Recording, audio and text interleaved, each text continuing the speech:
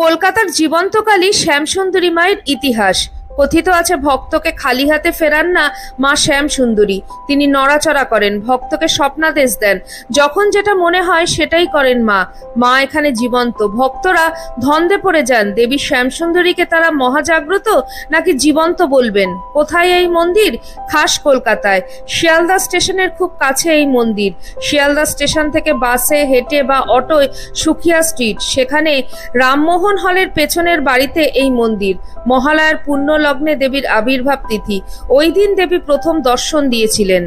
ঠিক কতটা জাগ্রত দেবী শ্যামসুন্দরী? একটা কাহিনী এই মন্দির ঘিরে প্রচলিত আছে।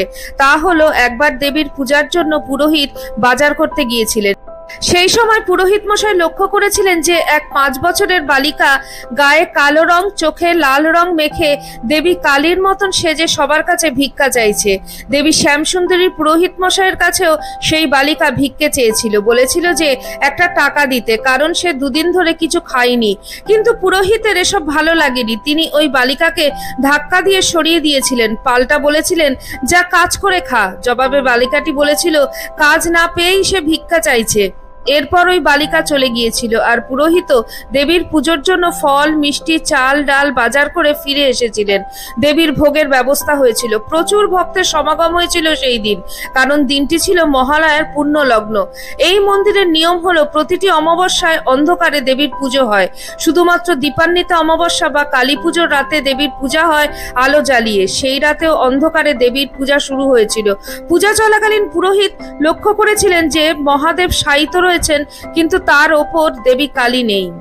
পুরোহিত প্রথমে ভেবেছিলেন দেবীর রং কালো, তাই অন্ধকারে দেখা যাচ্ছে না। এরপরেই পুরোহিত ঘিয়ের প্রদীপ দেবীর সামনে নিয়ে গিয়েছিলেন। পুরোহিত দেখতে পেয়েছিলেন দেবী কালী সত্যিই নেই, মহাদেবও মৃত মানুষের মতন শুয়ে আছেন। এই অস্বাভাবিক ব্যাপার দেখে পুরোহিত মশাই ভয় পেয়ে 2 পা পেছনে সরে এসেছিলেন। তার গা ভয়ে শিউরে উঠেছিল। সেই সময় ছমছম করে আওয়াজ হয়েছিল।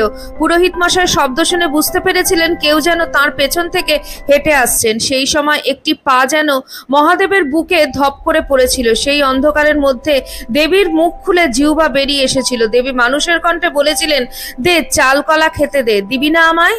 পুরোহিত মশাই ভয়ে অজ্ঞান হয়ে গিয়েছিলেন। অজ্ঞান অবস্থাতে তিনি দেবীর স্বপ্নাদেশ পেয়েছিলেন। দেবী জানিয়েছিলেন তিনি শুধু ধনীর মা নন, তিনি গরিবেরও মা। তাই দেবীর জন্য যে যতই বিশেষ পুজো করুক না কেন, কোনো ভক্ত 1 মুঠো আতপ চাল ও একটি পাকা কলা দিয়ে নিবেদন করলে তাতেই দেবী সন্তুষ্ট থাকবেন।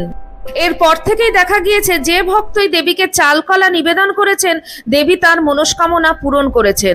বলো জয় মা কালী।